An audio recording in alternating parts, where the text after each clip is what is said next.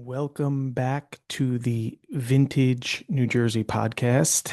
Today, we're tackling a giant in the rock and roll world. Um, he's a legend in many cases. Bruce Springsteen, aka the Boss. Is he overrated? Is he a blue collar hero who sold over 140 million albums worldwide with hits like Born to Run, Dancing in the Dark? Or is he just a hype machine with more myth than merit? We're going to explore both sides of this hot topic, the glowing praise, the harsh takedowns, including people's gripes about his insufferable politics and his maybe fake blue collar take on things. So let's stick around and we're going to break it down and let's jump right into it.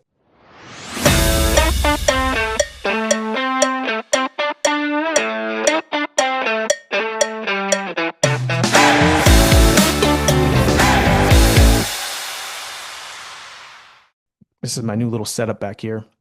I'm trying different rooms of my house. So I apologize if it doesn't look the best. But yeah. So first off, let's give credit where credit's due. For many fans and critics, Bruce isn't just rated, he's underrated in key ways, especially as a musician and just an overall storyteller. Uh, People rave, they just are in love with his songwriting.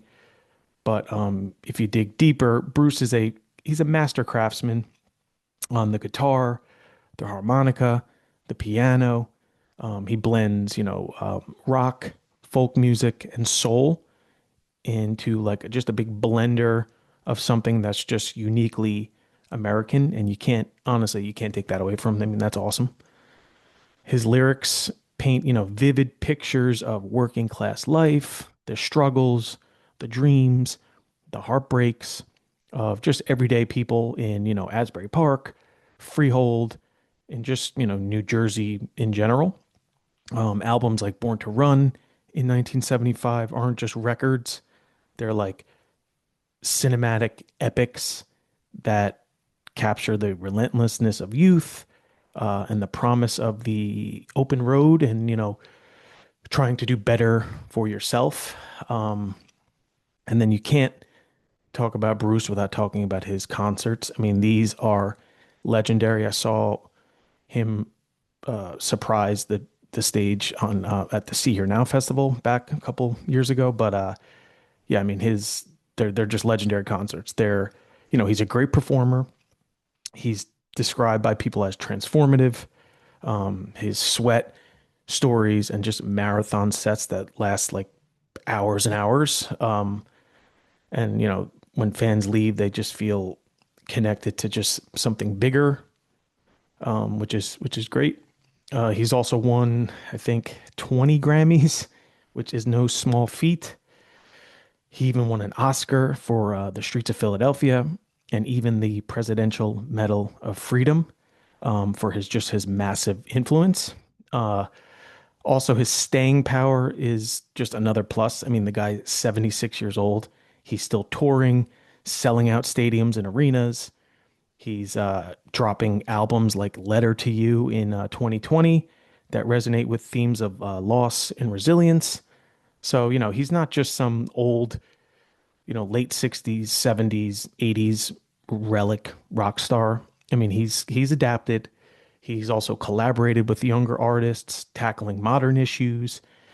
He's been on podcasts. He was on Curb Your Enthusiasm with Larry David. So he's stayed pretty relevant, given all of that.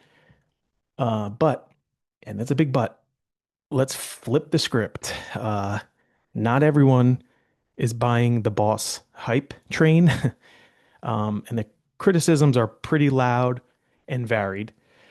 For starters, if we just stick with his music, people just think it's just It's like, just an overhyped, solid bar band that somehow filled arenas. His voice, often, it's slammed as just strained, flat and just just annoying to people. His music and his some of his songs are often called repetitive.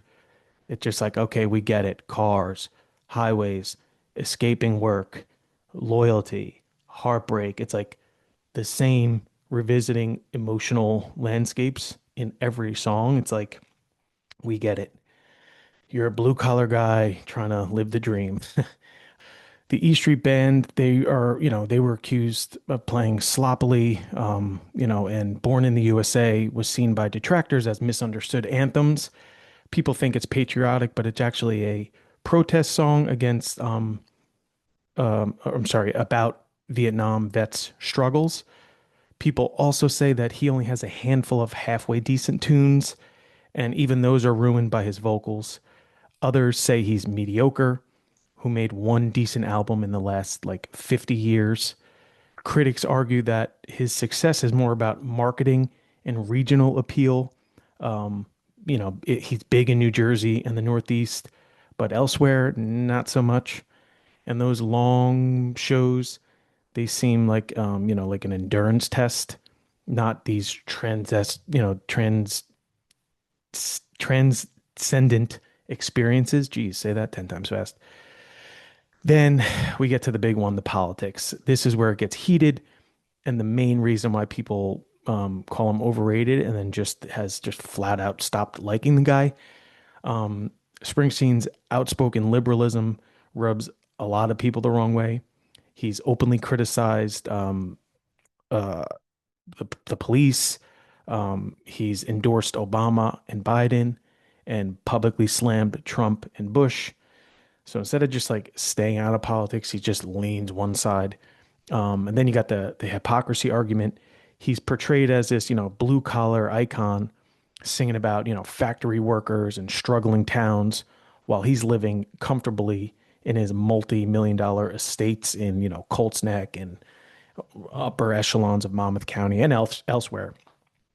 Henry Rollins even said in a viral clip that Springsteen's blue collar persona kind of feels manufactured, which, you know, say what you want, could be true.